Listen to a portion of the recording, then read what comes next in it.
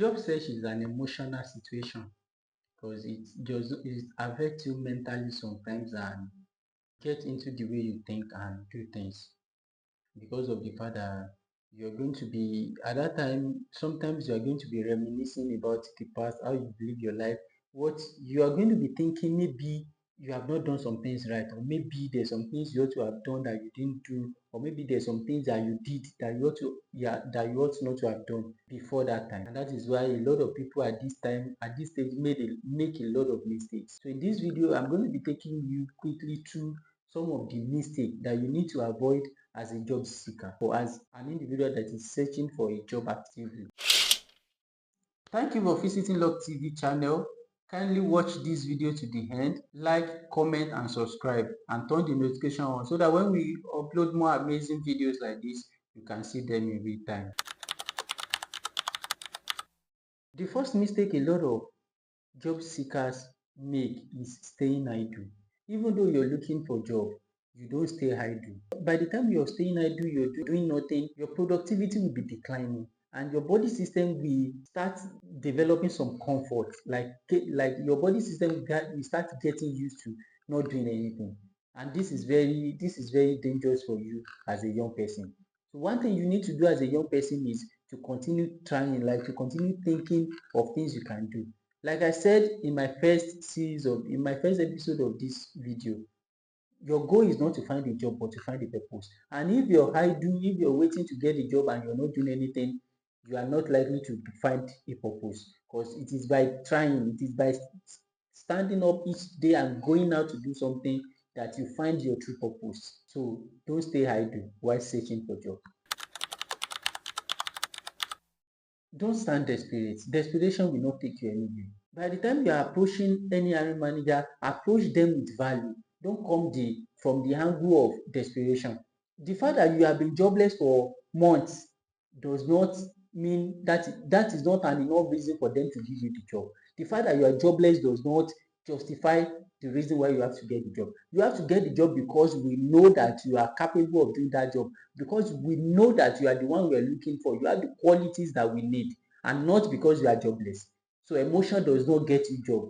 So stay away from looking desperate, appearing desperate, and approaching your recruiters desperately. Approach them from the viewpoint, from the angle of what you are capable of doing, from the angle of your skills, from the angle of your competence, from the angle of your passion to contribute to the organization. Like a life without a definite plan is not worth living. You need to know what you are living for. What is your definite plan? It's not that looking for a job most of the time is just a means to an end, not an end in itself. So, and if you don't have a plan, you are not going to be articulate in whatever it is that you're going to do. Because even one of the questions you are likely to come encounter in any interview, especially as a young graduate, is where do you see yourself in 5 years? And if you don't have a definite plan, you just did the job. It stopped there. It is when you get that job, you now start thinking, and at that time, you might even realize that the job you take is not the one you ought to have taken. Ideally, you have a definite plan. So have a plan at every point in your life, even though there are situations that might go against your plan, but do have a plan. Why will you settle for less? You don't have a job, but that does not mean you should go out and take any job that they give you. You cannot be a graduate and be applying for a cleaner role that you just need to do something. It doesn't make any sense. It doesn't make any sense. You need to do something that correlates with your value. I know a lot of recruiters will not even hire you for a position you are overqualified for, because of the fact that they know that you just take it desperately, and not because of the fact that that is what you're looking for. And if the following day, after taking the job today, if the following day you see something better, you are going to leave. And then I'm not ready to repeat that recruitment process and spend another time and resources I've invested in recruiting you and spend it in the next 1 week again. That makes me an incompetent human resource person. And that is why, even though you want to settle for less, a recruiter that know what he or she is doing will not hire you for a role that is far lesser than what you deserve. What makes you employable is not your degree, it's the skills you have learned. Don't stop acquiring demand skill.